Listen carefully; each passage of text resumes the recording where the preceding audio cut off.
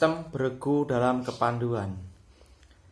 Pendahuluannya, sistem beregu atau yang disebut patrol system dalam kepanduan berlaku untuk seluruh satuan afal, pengenal, penghela, penuntun maupun anggota dewasa. Beregu di sini berbeda dengan makna regu pengenal. Regu di sini berarti kelompok. Sistem beregu harus diterapkan karena keberhasilan untuk mencapai sasaran kegiatan dalam kepaduan tanpa sistem beregu merupakan hal yang sangat keliru. Yang B, terapan sistem beregu. Penerapan sistem beregu dalam kegiatan kepaduan berwujud dewan satuan yang harus dilaksanakan sebagai perwujudan salah satu kepaduan dengan satuan mutlak dan harus dilaksanakan karena wadah kegiatan untuk mengembangkan 1. Jiwa kepemimpinan, 2. Kemampuan hidup bermasyarakat, 3. Kemampuan administrasi kegiatan satuan, 4. Silaturahmi, komunikasi, informasi antara sesama insan. Yang kelima, kemampuan menyusun, merencanakan, memprogramkan, melaksanakan, dan mengevaluasi kegiatan. Yang keenam, menanamkan jiwa demokrasi. Dewan satuan, 1. Rumpun afal. Dewan kuntum anggota terdiri dari seluruh anggota kuntum dipimpin oleh pemimpin kuntum. Dewan rumpun anggotanya terdiri dari seluruh pemimpin kuntum, seluruh wakil pemimpin kuntum, seluruh pemimpin dan seluruh pemimpin satuan rumpun. Menanamkan dewan rumpun dipimpin oleh pemimpin satuan. Sistem beregu dalam kepanduan. Pasukan pengenal.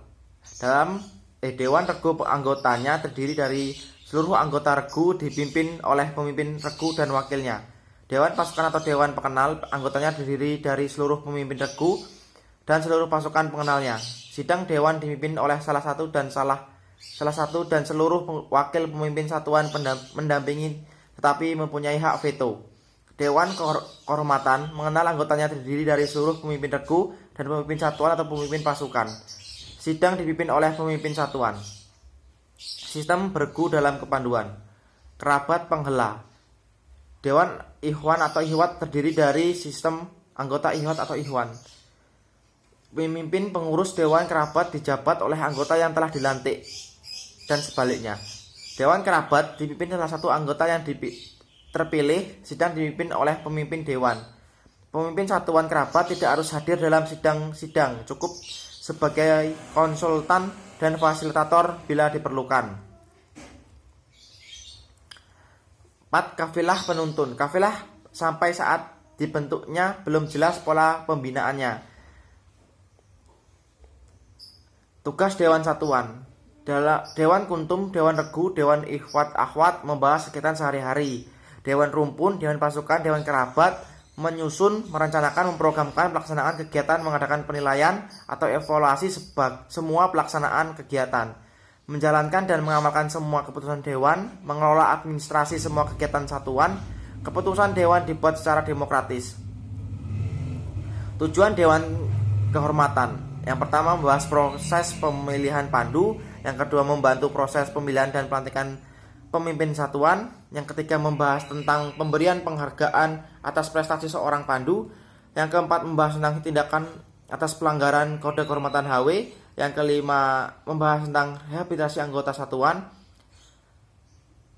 Dewan pemimpin. Sebaiknya Qabilah memiliki dewan pemimpin satuan. Bagi Qabilah lengkap harus memiliki dewan Qabilah. Dewan Sekli untuk membina dan mengembangkan kepemimpinan satuan, untuk menghela penuntun setiap kuartir yang dinamakan Dewan Sukli. Sistem beregu dan kuartir. Dewan setingkat kuartir berwujud kelompok pemimpin kuartir. Seragam dan atribut. Pakaian seragam pandu yaitu pakaian yang dikenakan oleh semua anggota pandu yang bentuk, corak, warna, dan tata cara pemakaiannya sesuai dengan ketentuan yang dibuat oleh kuartir pusat. Seragam dan atribut. Pakaian seragam terdiri dari tutup kepala, setangan, leher atau dasi, baju, ikat pinggang, celana panjang dan rok atau rok, sepatu dan kaos kaki. Fungsi seragam. Menumbuhkan rasa persatuan dan jiwa pandu, menanamkan disiplin, menjaga harga diri, kerapian, kesederhanaan, keindahan, dan kesopanan, menjadi kenangan. Atribut adalah tanda-tanda yang dikenakan pada pakaian seragam pandu yang dapat menunjukkan diri seorang pandu. Jenis-jenis atributnya yang pertama tanda umum, tanda satuan, tanda jabatan, tanda kecakapan, dan tanda penghargaan. Fungsi atribut yang pertama alat pendidikan untuk memberi dorongan, gairah, dan semangat agar mereka berusaha meningkatkan kemampuan, karya, pribadi, dan kehormatannya. Yang kedua alat untuk mengenal pandu, satuan tingkat kecakapan, jabatan, tempat atau wilayah kegiatannya.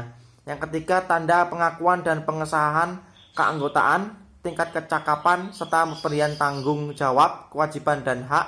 4. Tanda penghargaan atas prestasi kerja agar yang bersangkutan selalu menjaga nama baik pribadi dan organisasinya. Cara penggunaan dan pemakaiannya. Yang pertama itu dipakai oleh anggota pandu yang telah memenuhi syarat. Yang kedua dipakai pada seragam pandu, tidak pada pakaian lain kecuali tanda harian. Yang ketiga tanda yang dipakai hanya yang sah, yaitu yang diatur dengan surat keputusan kuartir pusat.